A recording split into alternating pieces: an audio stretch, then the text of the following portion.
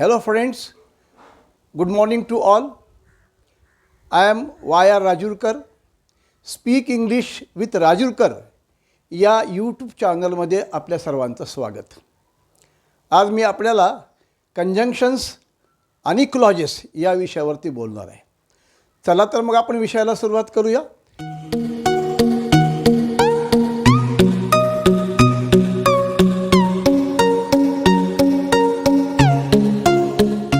Now the question is, what is a conjunction? Now the question is, what is a conjunction? A conjunction is a word that connects words, phrases, clauses or sentences. Clauses or sentences. This conjunction is also called a linking word. Linking word. Therefore, it is known as joining word. It is known as joining word. Let us take some examples and try to understand how a conjunction connects. How a conjunction connects two words or phrases or sentences. I have already written 6 sentences on the blackboard. I read the first one. She did not get more marks for she was ill. तिला जास्त गुण मिळाले नाहीत कारण ती आजारी होती. Here the joining word or conjunction is for, F-O-R.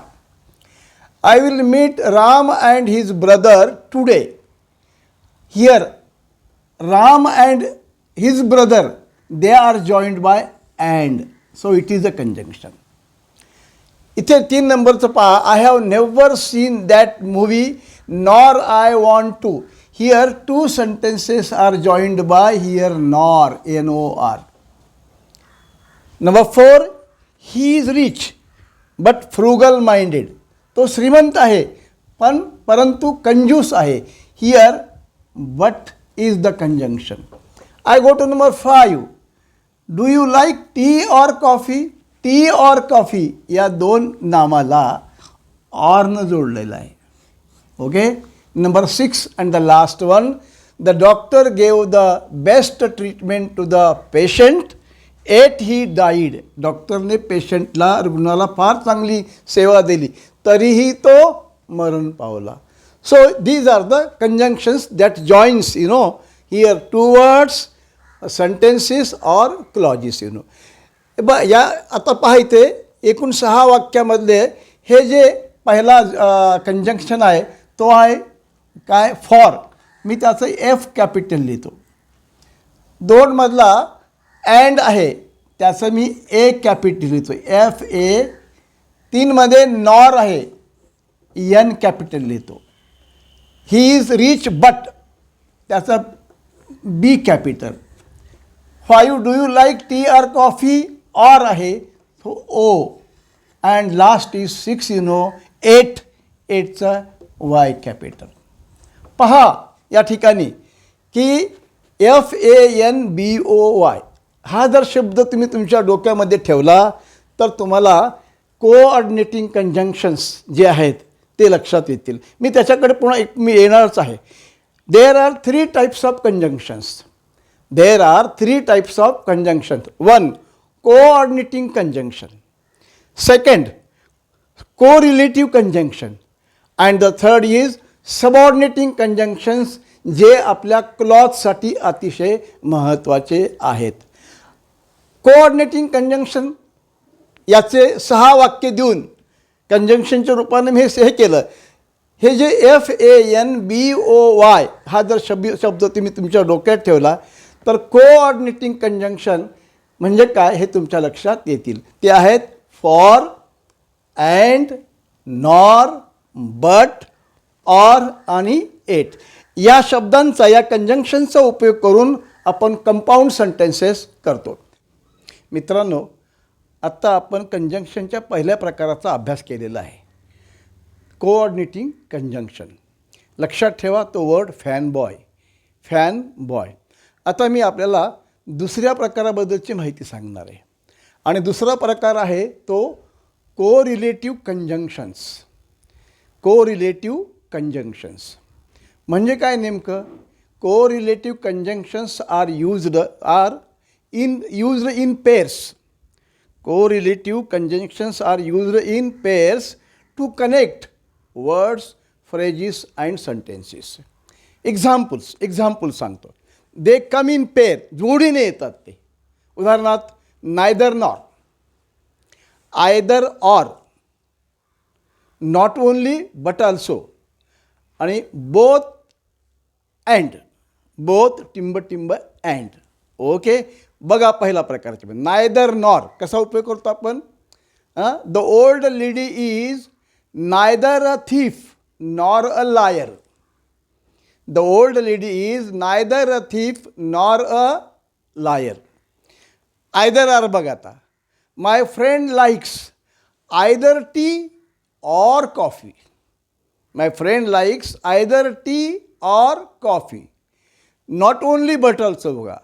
William Shakespeare not only wrote dramas but also acted in them.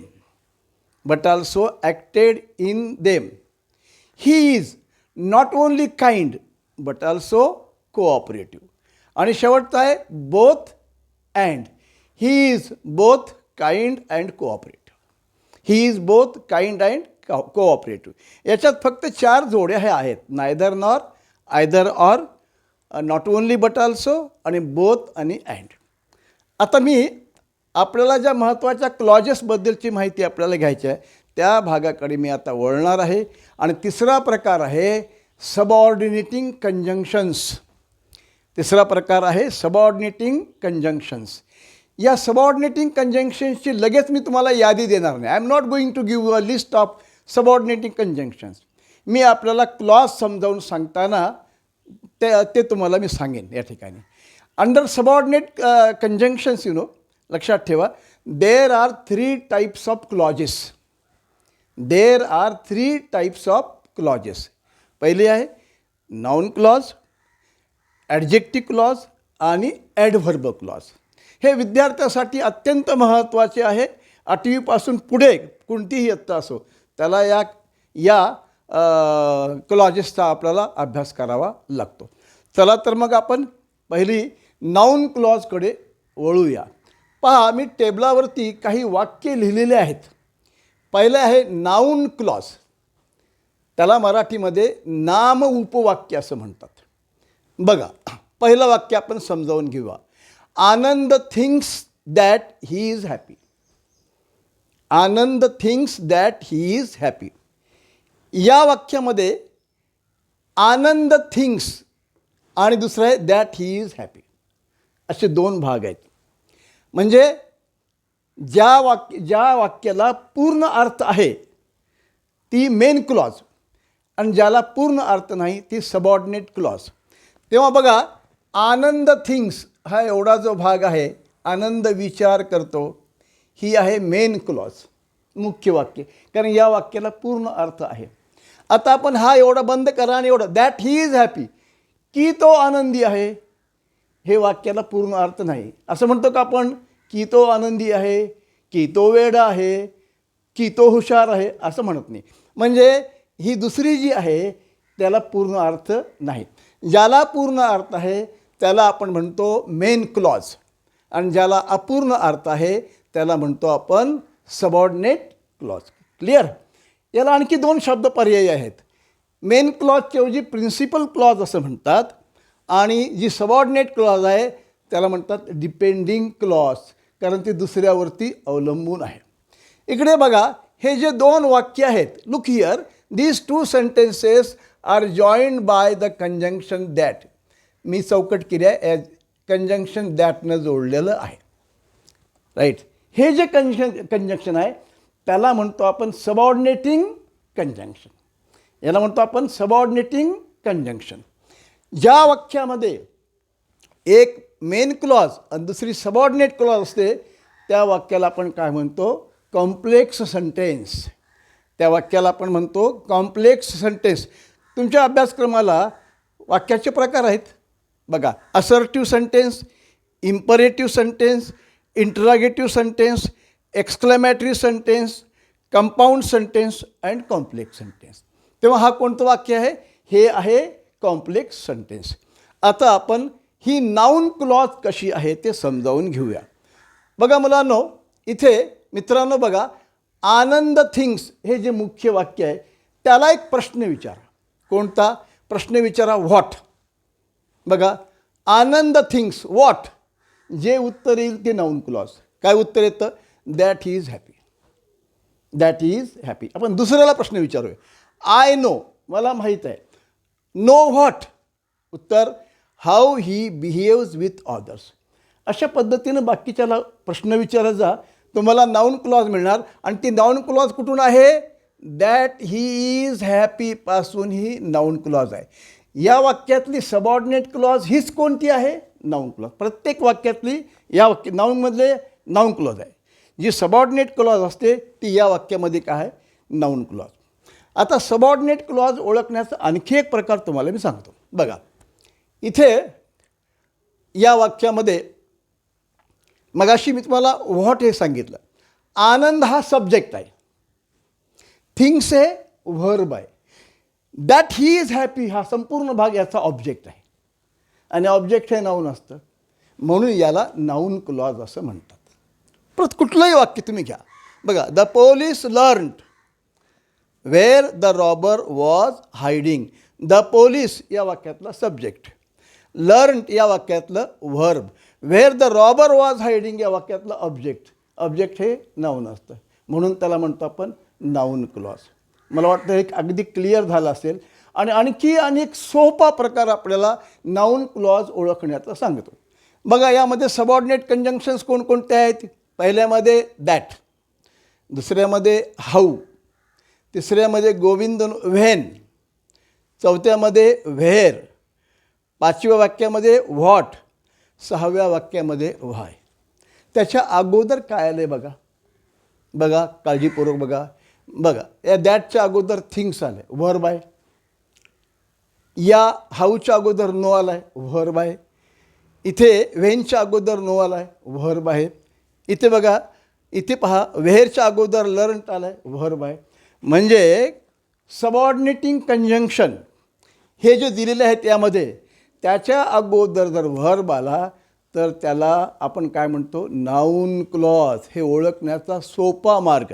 This is the easiest way to understand a noun clause. मी आपल्यासमोर हे लिहून ठेवलेत कोणकोणते सबऑर्डिनेटिंग कंजंक्शन्स नाऊन क्लॉजमध्ये वापरतात. That, how, when, where, what, why. मला वाटतं ही नाऊन क्लॉज आपल्याला चांगल्या पद्धतीने कळली असेल. कळली ना रे कैवल्य? व्यवस्थितपणे कळली ना? सुचिता, तुला कळलं का व्यवस्थितपणे? सुरेखा, तुला कळलं ना? Very good. आता मग आपण ॲडजेक्टिव्ह क्लॉजकडे जाऊया. बघा, ॲडजेक्टिव्ह क्लॉज म्हणजे काय? विशेषण उपवाक्य. मगासारखाच भाग आहे तो. यातलं मुख्य वाक्य कोणतं आणि गौण वाक्य कोणतं शोधून काढा. बघा, दॅट इज द बॉय, तो मुलगा आहे, मुख्य वाक्य आहे, पूर्ण अर्थ आहे. आता हे एवढंच वाचा. हू ब्रोक द विंडो, ज्याने खिडकी तोडली. ज्याने खिडकी तोडली अर्थ लागत नाही. ज्याने विहिरीत उडी मारली, ज्याने अभ्यास केला, असं कसं म्हणणार आपण? म्हणजे हा भाग हू ब्रोक द विंडो हा सबऑर्डिनेट क्लॉज आहे. कशावरती अवलंबून आहे? दॅट इज द बॉयवरती अवलंबून आहे. म्हणून दॅट इज द बॉय ही मेन क्लॉज आणि who broke the window subordinate clause. एवढी गोष्ट तर तुम्हाला कळली आता. हां, आता बघा, ह्याला ॲडजेक्टिव्ह क्लॉज असं म्हणतो आपण. मला सांगा, ॲडजेक्टिव्हचं काम काय? What is the function of adjective? To describe the noun. आपण साधा ॲडजेक्टिव्ह घेतला, he was a blind boy. या वाक्यामध्ये कोणता ॲडजेक्टिव्ह आहे? Blind. Why? Because it describes boy. तसं क्लॉजमध्ये कसं असतं माहिती आहे? क्लॉजमध्ये हा जो ॲडजेक्टिव्हचा समुदाय आहे, हू ब्रोक द विंडो, तो काय करतो? नामाचं वर्णन करतो. कोणतं नाम आहे? तर बॉय आहे. म्हणून त्याला काय म्हणतात? Adjective clause. सोपं आहे. आपण दुसरं बघूया. Tom built a house which was beautiful. आता विच वॉज ब्युटिफुल हे काय? तर हे हाऊस. म्हणून याला काय म्हणायचं? Adjective clause. अशा पद्धतीने आपण सगळी वाक्य पाहत चला. आता हे बघा number, that is the reason why she is absent. आता बघा, व्हाय शी इज अबसेंट याचं कारण काय? रिझन हे नाऊन आहे. रिझन हे नाऊन आहे म्हणजे हा सगळा भाग व्हाय शी इज अबसेंट कोणाबद्दल आले? रिझनबद्दल आले. आणि म्हणून त्याला आपण म्हणतो ॲडजेक्टिव्ह क्लॉज. काही वेळा ॲडजेक्टिव्ह क्लॉज. आता हे वाक्य नंबर आपण 7 बघा. तुम्हाला जर परीक्षेत असं विचारलं की आयडेंटिफाय द सबऑर्डिनेट क्लॉज, तर ह्या वाक्यामध्ये the boy whose father is a doctor is my friend असं वाक्य आहे. त्यातली मेन क्लॉज कोणती? The boy is my friend, main clause. आणि सबऑर्डिनेट क्लॉज कोणती? Whose father is a doctor. आणि ही सबऑर्डिनेट क्लॉज कोणाचं वर्णन करते? द बॉय करते, द बॉयचे करते. म्हणून त्याला काय म्हणायचं? That is called adjective clause. आता ही ॲडजेक्टिव्ह क्लॉज ओळखण्याची तुम्हाला आणखी एक सोपी युक्ती सांगतो. बघा, यामध्ये सबऑर्डिनेटिंग कंजंक्शन्स कोणकोणते आलेत? इथे हू आहे, दुसऱ्यामध्ये विच आहे. आम्ही चौकट करतो एखाद्याला. इथे बघा, या हूला चौकट करतो. ओके, इथं विच आहे, इथे व्हेअर आहे, व्हाय, नंतर व्हेन आहे, त्यानंतर हुम आहे, हुज आहे आणि इथे दॅट आहे. हे सबऑर्डिनेटिंग कंजंक्शन्स या ॲडजेक्टिव्ह क्लॉजमध्ये आहेत. आता त्याच्या अगोदर काय आले बघा. बघा, हूच्या अगोदर बॉय आले, हे नाऊन आहे. म्हणजे सबऑर्डिनेटिंग कंजंक्शनच्या अगोदर जर नाऊन आलं तर that is an adjective clause. सगळे काळजीपूर्वक तुम्ही बघा, कुठलंही बघा. हे बघा, या बुक जो शब्द नाऊन आहे, इथं दॅटच्या अगोदर बुक हा नाऊन आला आहे. इथे बघत चला, इथे विचच्या अगोदर हाऊस आला आहे, नाऊन आहे. वेअरच्या अगोदर प्लेस नाऊन आहे. इथं व्हायच्या अगोदर रिझन आहे. अशा पद्धतीनं जर सबऑर्डिनेटिंग ॲडजेक्टिव्ह क्लॉजमध्ये वापरण्यात येणारे सबऑर्डिनेटिंग कंजंक्शन जे आहेत त्याच्या अगोदर जर नाम आलं तर त्याला काय म्हणायचं? Adjective clause. त्याला काय म्हणायचं? Adjective clause. आता आपण तिसऱ्या क्लॉजकडे वळूया. आणि ही तिसरी क्लॉज म्हणजे ॲडव्हर्ब क्लॉजेस. तिसरी क्लॉज म्हणजे adverb clauses. These adverb clauses are of 9 types. मोठा टॉपिक आहे हा. These adverb clauses are of 9 types. पहा, adverb clause of time, adverb clause of place, adverb clause of contrast, adverb clause of purpose, adverb clause of reason, adverb clause of result, adverb clause of condition, adverb clause of comparison आणि शेवटची 9वी adverb clause of manner. ह्या 9 प्रकारच्या या adverb clauses आहेत. चला, आपण पहिलं समजावून घेऊया. पहिली आहे ॲडव्हर्ब क्लॉज ऑफ टाईम. वेळ दर्शवणारे क्रियाविशेषण उपवाक्य. वेळ दर्शवणारे क्रियाविशेषण उपवाक्य. मागासारखाच आपल्याला अभ्यास करायचा आहे. यामध्ये प्रथमतः मेन क्लॉज शोधून काढायचे आपल्याला. बघा, ज्याला पूर्ण अर्थ आहे, the sentence that has got complete meaning is called main clause. Okay, यातला पूर्ण अर्थ कोणाला आहे? वेन फादर केम होम, जेव्हा बाबा घरी आले, अर्थ पूर्ण नाही. एव्हरीवन वॉज हॅपी, प्रत्येकजण आनंदी होता, याला पूर्ण अर्थ आहे. म्हणजे एव्हरीवन वॉज हॅपी ही काय झाली? मेन क्लॉज झाली. ओके, आता या मेन क्लॉजला प्रश्न विचारा. कोणता प्रश्न विचारा? बघा, एव्हरीवन वॉज हॅपी व्हेन. तुम्ही व्हेननं जे प्रश्न विचारल्यानंतर जे उत्तर येईल ते ॲडव्हर्ब क्लॉज ऑफ टाईम. कारण व्हेनमुळे आपल्याला क्रियेची वेळ कळते. We understand the time of action. We understand the time of action. बघा, एव्हरीवन वॉज हॅपी व्हेन. उत्तर वेन फादर केम होम. तेव्हा वेन फादर केम होम ही subordinate clause, everyone was happy ही मेन क्लॉज आणि कोणती clause झाली? Adverb clause of time. आता ही ॲडव्हर्ब क्लॉज ऑफ टाईम आणखी एक वाक्य बघायचं लिहिलं आहे. Wait here until I come back. यामध्ये वेट हिअर मेन क्लॉज आणि until I come back subordinate clause. प्रश्न विचारा मेन क्लॉजला, wait here, when, until I come back. तसं सबऑर्डिनेटिंग कंजंक्शन या ठिकाणी आपण कोणकोणते पाहिले, व्हेन पाहिलं आणि आता अंटिल. या ठिकाणी काही सबऑर्डिनेटिंग कंजंक्शन्स मी लिहून ठेवलेत अगोदरच. ॲज म्हणजे जेव्हा, ॲज सून ॲज लगेच किंवा तात्काळ, नो सूनर दॅन तात्काळ, टिल अंटिल पर्यंत, बिफोर पूर्वी, आफ्टर नंतर आणि हार्डली व्हेन लगेच. बघा हे सगळे जे आहेत ते सबऑर्डिनेटिंग कंजंक्शन्स आहेत. ओके, कुठं वापरण्यात येणारे ॲडव्हर्ब क्लॉज ऑफ टाईम. बघा इथं व्हेनच्या ऐवजी मी ॲज वापरू शकतो. As father came home everyone was happy. त्याच्याऐवजी मी ॲज सून ॲज वापरू शकतो. As soon as father came home everyone was happy. मी नो सूनर दॅन वापरू शकतो. नो सूनर इथं केम आहे, did father come home than everyone was happy.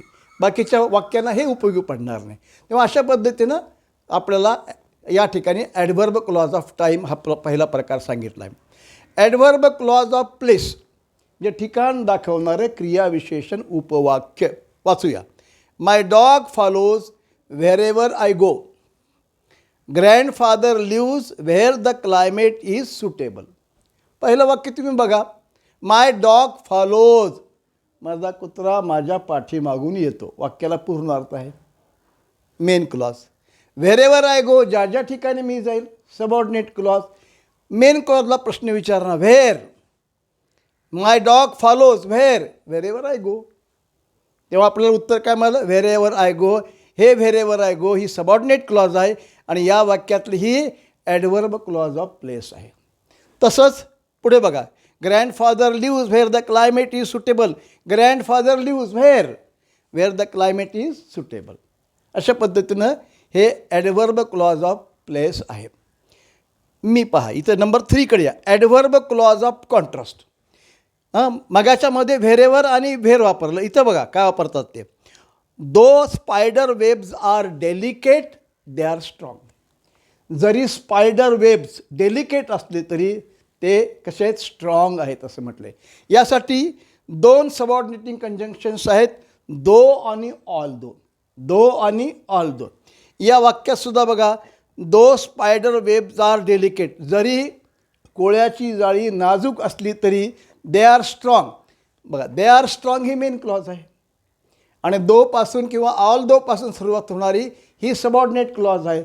बघा दे आर स्ट्रॉंग या दोन वाक्यामध्ये काय, देर is a kind of contrast. There is a kind of contrast. जाळी नाजूक आहेत पण ती दणकट आहेत, एक प्रकारचा विरोधाभास निर्माण केलेला आहे. And therefore this is called adverb clause of contrast. Okay, I come to number 4, adverb clause of purpose. हेतू दाखवणारे क्रियाविशेषण उपवाक्य. She studied day and night so that she might get first class.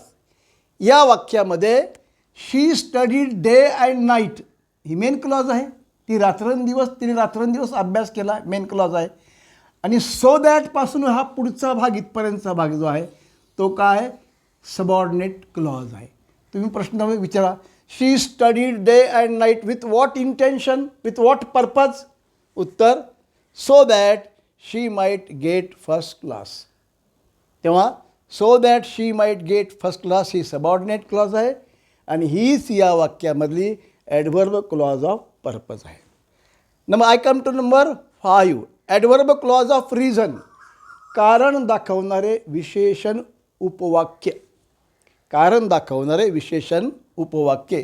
Mohan could not finish his homework because he was ill. बघा, Mohan could not finish his homework main clause, because he was ill subordinate clause. या बिकॉजच्या ऐवजी आपण हेही वापरू शकतो, Mohan could not finish his work as he was ill. Since ही वापरू शकतो, Mohan could not finish his homework since he was ill किंवा for he was ill. Okay, तेव्हा ही जी ॲडव्हर्ब क्लॉज ऑफ रिजन आहे ती आपल्याला बिकॉज, ॲज, सिन्स आणि फॉर या 4 सबऑर्डिनेटिंग कंजंक्शन्सने आपल्याला दाखवली जाते. आता इथं प्रश्न विचारा, Mohan could not finish his homework, why? उत्तर आहे because he was ill. Because he was ill ही या वाक्याची काय? ॲडव्हर्ब क्लॉज ऑफ रिझन आहे. Number 6, adverb clause of result, परिणाम दाखवणारे क्रियाविशेषण उपवाक्य. Damayanti was so shy that she could not speak. या वाक्यामध्ये मेन क्लॉजला आपण अंडरलाईन करूया. बघा एवढंच main clause. Damayanti was so shy.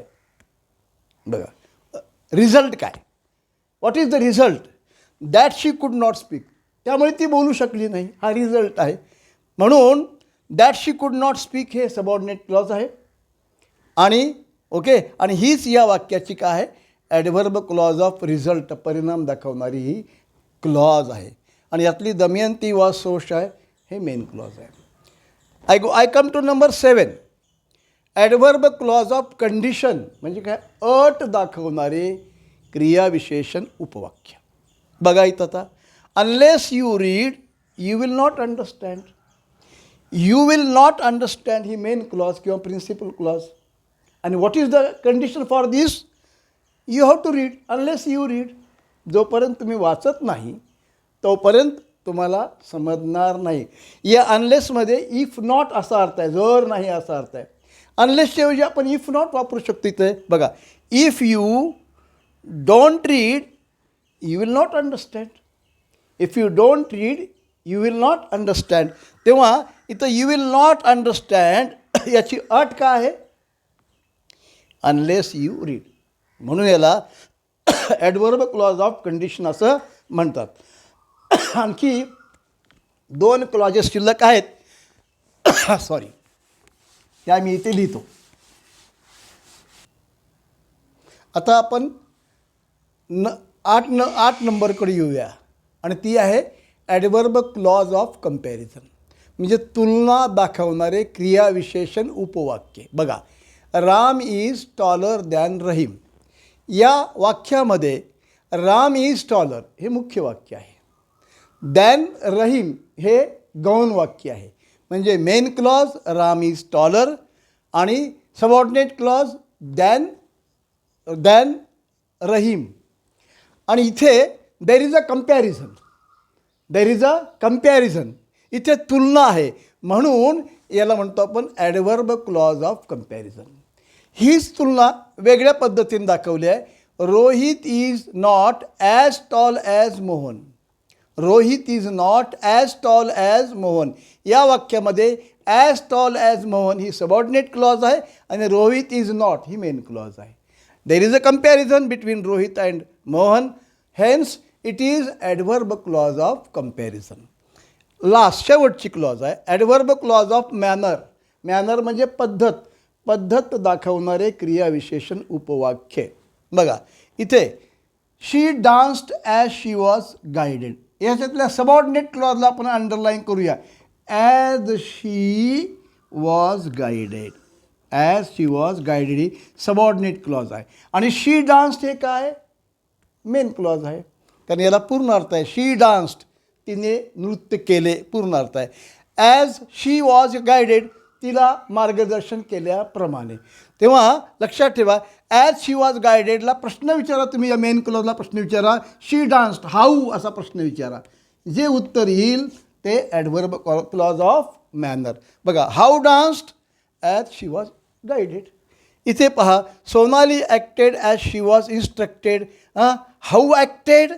As she was instructed. मग ॲज शी वॉज इन्स्ट्रक्टेड ही सबऑर्डिनेट क्लॉज झाली आणि हीच या वाक्याची काय झाली? ॲडव्हर्ब क्लॉज ऑफ मॅनर झाली. अशा पद्धतीनं आपल्याला सगळ्या क्लॉजेसची डिटेलमध्ये माहिती दिलेली आहे. मला वाटतं तुम्हाला ह्या सगळ्या क्लॉजेस अत्यंत सोप्या पद्धतीने समजावून सांगायचा प्रयत्न केलेला आहे आणि त्या आपल्याला समजलेल्या आहेत असं माझ्या समोरच्या विद्यार्थ्यांच्या चेहऱ्यावर मला दिसतं. कैवल्य बरोबर आहे ना? हां, सुनित्रा बरोबर आहे. हां, समजलं ना व्यवस्थित? Very good, thank you very much. Friends, तुम्हाला जर हा व्हिडिओ आवडला असेल तर या व्हिडिओला लाईक करा, शेअर करा आणि याच्यावरती कमेंट करा. त्याचबरोबर स्पीक इंग्लिश विथ राजूरकर या चॅनलला यूट्यूब चॅनलला सबस्क्राईब करायला विसरू नका. धन्यवाद.